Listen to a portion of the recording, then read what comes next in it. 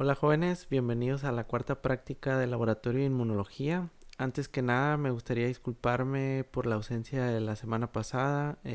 Tuve algunos contratiempos debido al Congreso Nacional de Genética Humana que se lleva a cabo durante estos días, pero espero ya de aquí en adelante podamos llevar ya más regularmente en nuestras prácticas.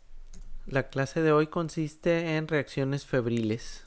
Estoy seguro que muchos de ustedes ya han escuchado hablar de estas pruebas, a lo mejor hasta ya algún familiar les ha llevado algún resultado. Bueno, lo importante de esta clase pues es saber interpretar y saber para qué sirven y cuándo pedirlas y cuándo no. Eh, y bueno, pues empezamos con la clase. Las reacciones de aglutinación en placa o reacciones febriles. Los anticuerpos séricos producidos durante una enfermedad infecciosa pueden aglutinar a los microorganismos causantes de dichas enfermedades cuando están suspendidos en solución salina y bajo condiciones de temperatura adecuada. Las pruebas de aglutinación directa son muy sensibles porque el suero del paciente debe diluirse con solución salina para evitar el fenómeno de prozona. En algunas infecciones bacterianas pueden producirse aglutininas contra antígenos somáticos O y flagelares H, razón por la cual la suspensión de bacterias debe contener epítomes apropiados para diferenciar satisfactoriamente entre anticuerpos anti-O y anti-H. Estas reacciones febriles son un conjunto de reacciones de aglutinación directa, útiles en el diagnóstico de fiebres entéricas. Útiles entre comillas, ya les mostraré más adelante a qué me refiero con esto. Estas reacciones son denominadas reacción de Vidal para tifoidea, Hudson para brucelosis y Weil-Felix para rickettsiosis.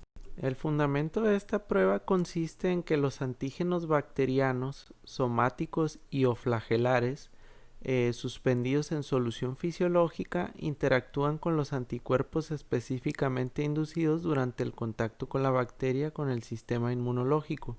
Dicha reacción puede ocurrir in vivo o in vitro.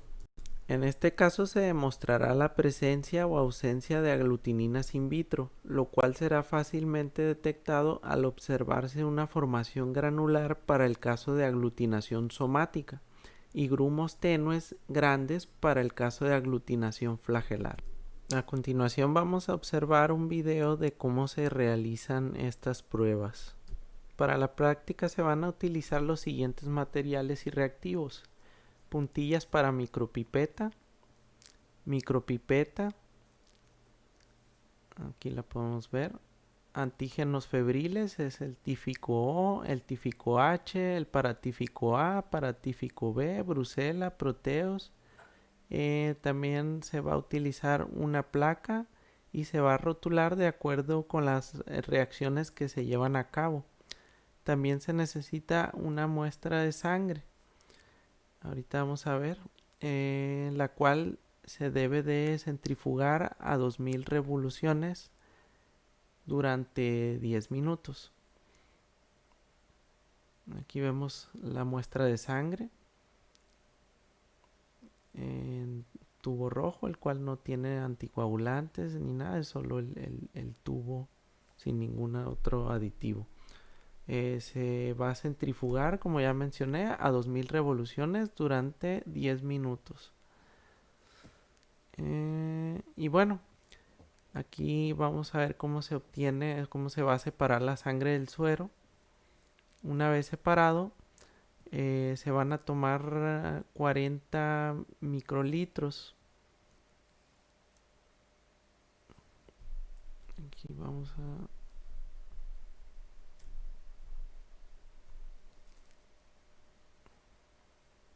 Se toman 40 microlitros del suero y se irán colocando en cada una de las excavaciones de la placa, previamente rotulada.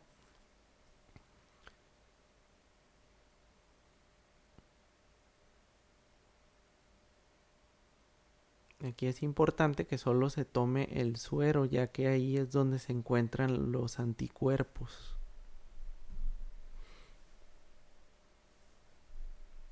Posteriormente se va a agregar una gota del antígeno a cada uno de las placas con su respectivo antígeno previamente rotulado.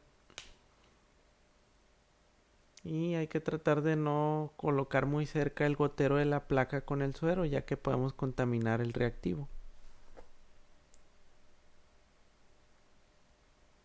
Aquí vemos cómo está colocando el antígeno en cada una de las placas sobre el suero del paciente.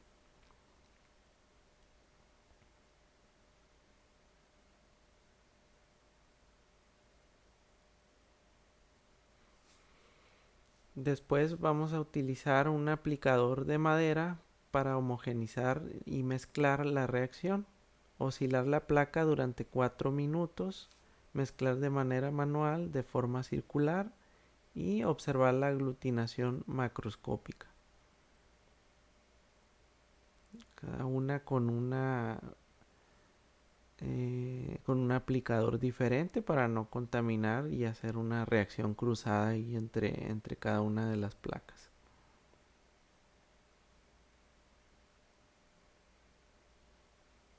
Y aquí podemos ver en la placa, en el antígeno O, se observa una ligera aglutinación y en el Proteus es más clara esta aglutinación. Es el que está marcado con la O y el Proteus el que está marcado con la P.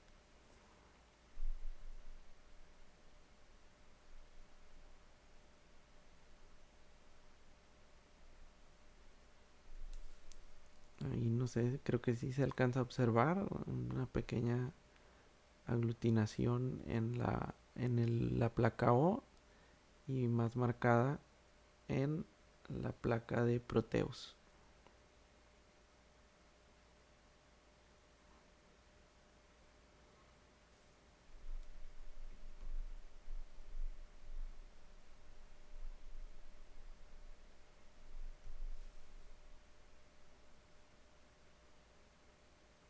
Y bueno, en la imagen se muestran los títulos de las reacciones febriles. Nosotros realizaremos el título de 1 a 40, que consiste en agregar 40 microlitros del suero del paciente y una gota de cada uno de los antígenos febriles.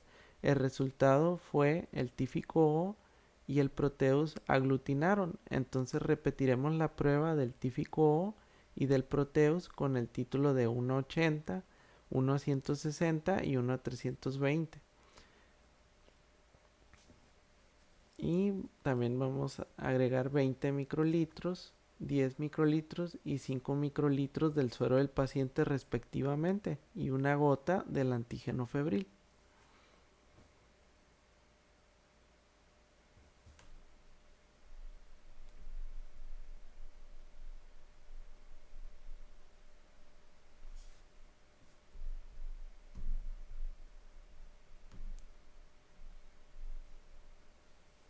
Arriba de la placa está el tífico O y abajo el Proteus. Se mezcla durante 4 minutos y podemos observar el resultado, que fue positivo para tífico O a 1 a 80 y Proteus 1 a 80, ya que ambas aglutinaron.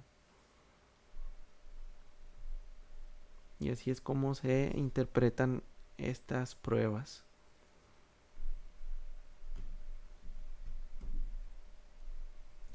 Ya vimos cómo se realizan estas reacciones febriles y cómo se van a interpretar.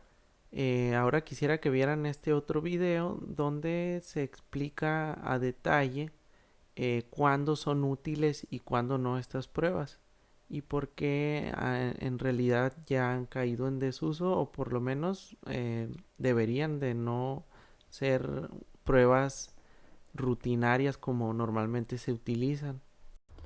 Las reacciones febriles son pruebas de laboratorio para personas con fiebre que no es fácil de localizar. Sin embargo, por su uso inadecuado se están volviendo más un problema que una solución. Se utilizan generalmente para diagnosticar tifoideas, por los tíficos o por el Hudless o rosa de Bengala, la brucelosis o los tifos por el Proteus o X19. Están muy mal estandarizadas. Si mandas un paciente a 10 laboratorios distintos, probablemente tengas 10 resultados distintos.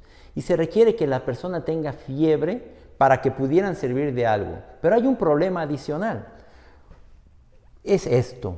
Cuando inicia la fiebre de estas enfermedades, todavía no hay anticuerpos. Los anticuerpos se van a producir unos 10 o 15 días después, cuando a veces ya la fiebre se está quitando y los anticuerpos van a persistir de por vida.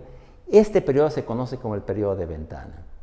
Entonces, sin interpretarse bien, los pacientes van a los laboratorios, a veces sin siquiera una solicitud médica, y les reportan que las reacciones febriles son positivas y que tienen, por ejemplo, tifoidea, y van con el médico. Hay algunos médicos que están mal informados y en lugar de decir, eso no tiene nada que ver porque usted no tiene ni siquiera fiebre, les dan tratamiento. Y ahora que se utilizan hasta como rutina, estamos viendo más tifoideas, entre comillas, de lo que veíamos cuando había mucha tifoidea. Y se está haciendo un gran abuso de antibióticos como la ciprofloxacina, que está causando una gran cantidad de resistencias.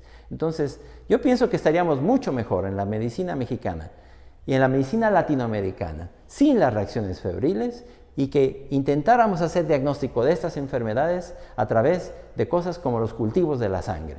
Muchas gracias. Y bueno, como ya vimos, hay que tener discreción a la hora de utilizar o interpretar un resultado que nos llegue de un paciente con estas pruebas, estas reacciones febriles, ya que muchas veces son pruebas que las ofrecen de forma rutinaria en estos laboratorios clínicos y pues en realidad es una prueba mal estandarizada, y que tiene en realidad poca utilidad diagnóstica, ya que como vimos requiere de muchos factores que pueden intervenir en el resultado de esta prueba. Por lo tanto, mejor hay que optar por opciones más directas, por ejemplo el hemocultivo para la detección de estas bacterias. Y así evitar dar tratamientos innecesarios a los pacientes, los cuales pueden también tener consecuencias serias en relación a la resistencia a antibióticos, por ejemplo. Y bueno, aquí podemos dar por concluida la práctica del día de hoy. Pues como ya hemos estado trabajando anteriormente, igual esta práctica acá va a contar con una actividad que va a ser un cuestionario que ustedes van a tener que contestar en la misma plataforma que hemos estado utilizando. También voy a abrir un foro de discusión para que podamos extendernos en esto sobre la utilidad o no utilidad de esta prueba. Y pues sin más me despido y espero estén bien. Saludos a todos.